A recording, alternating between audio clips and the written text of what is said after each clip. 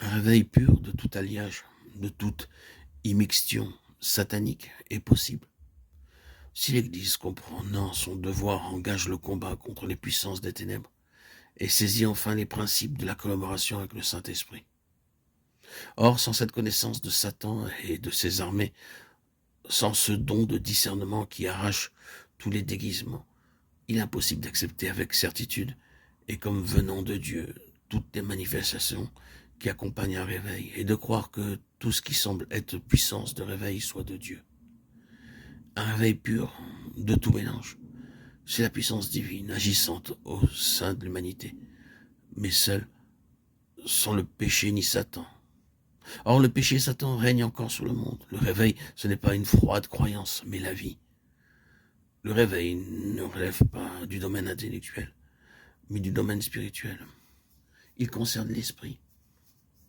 Prier pour le réveil lorsqu'on ignore l'ennemi, lorsqu'on ne sait pas que le réveil est, pour Satan et ses armées, l'heure de la mobilisation générale, c'est ne pas savoir, ne pas comprendre ce qu'on demande à Dieu. C'est ignorer ce qu'il faudra faire quand l'exaucement aura été accordé.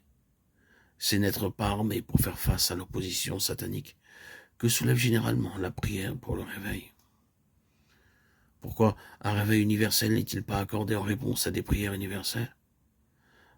Parce que le réveil commence à décliner dès ses débuts, parce que les réunions de prière sont arrêtées et que pour une cause ou une autre, elles finissent dans l'impuissance. Parce que ce qui fait obstacle et entrave n'est pas discerné, donc pas combattu. Actuellement, les obstacles au réveil se trouvent non pas seulement dans l'opposition des puissances des ténèbres, mais aussi dans la condition des membres de l'Église de Christ.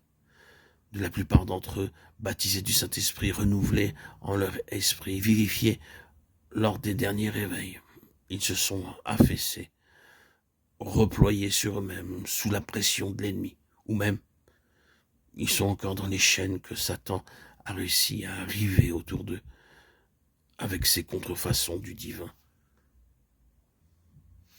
Aujourd'hui, inutiles, ces chrétiens séduits, éteints, deviendraient les instruments par excellence d'un réveil s'ils étaient délivrés et affranchis. Alors, mieux que quiconque, ils seraient qualifiés pour conduire, enseigner et guider une église réveillée, à cause même des très douloureuses expériences par lesquelles ils sont passés. Bien que spirituellement parlant, ils soient emprisonnés, le Saint-Esprit n'en demeure pas moins toujours en eux.